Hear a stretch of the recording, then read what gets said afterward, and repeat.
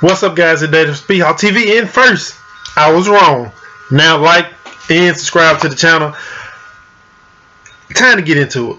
I'm so shocked.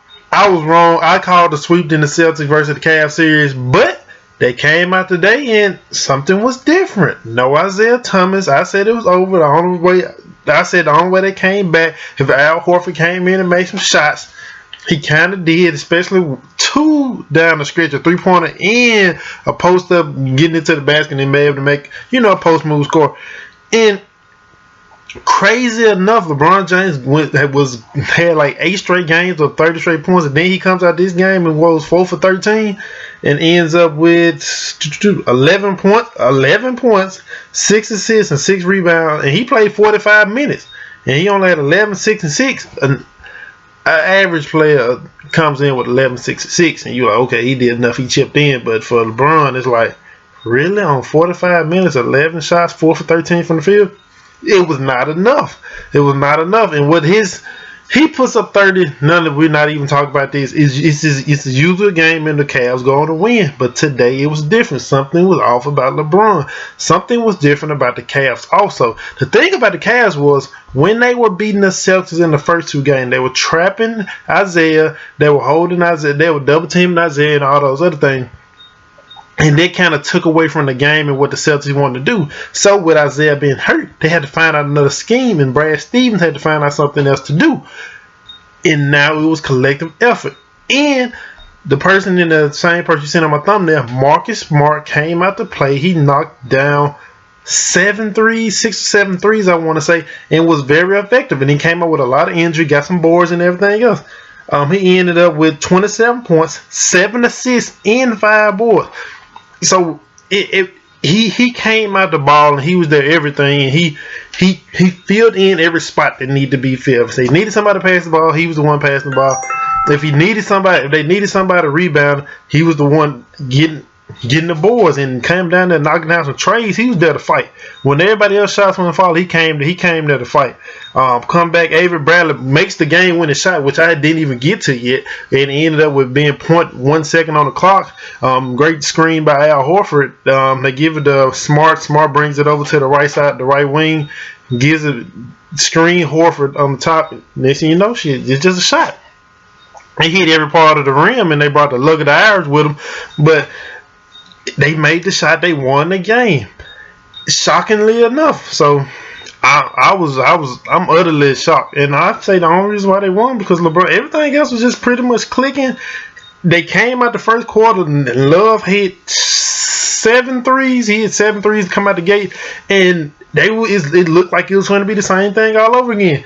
But turns out of absolutely nowhere, they come in the fourth quarter, in the third quarter, they couldn't make a shot. They went on a 28-8 run, I want to say. It was like whatever they did when they got in the halftime, it kind of went out. And it's more like a little taste of karma to go along with it. Because you also say, oh yeah, J.R. Smith was saying the stuff about trying to sweep. He had the sweeping motion, and Kyrie came back and said, we trying to go for 2. They trying to go for the second win, and the eyes wasn't on the next game.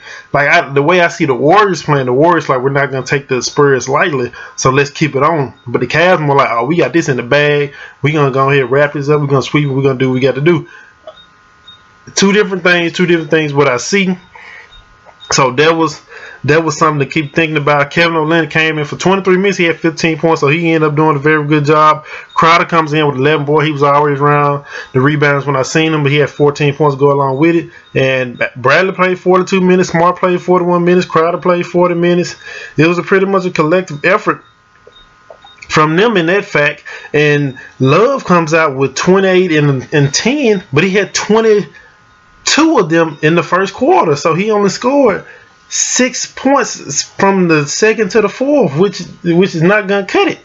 I understand. Okay, I had a good game. I had 20. I had 28. Well, I had 21 in the quarter. Well, there was too much of a beginning spurt, and they weren't able to sustain it. And then they couldn't make shots after that initial onslaught that they gave the Celtics.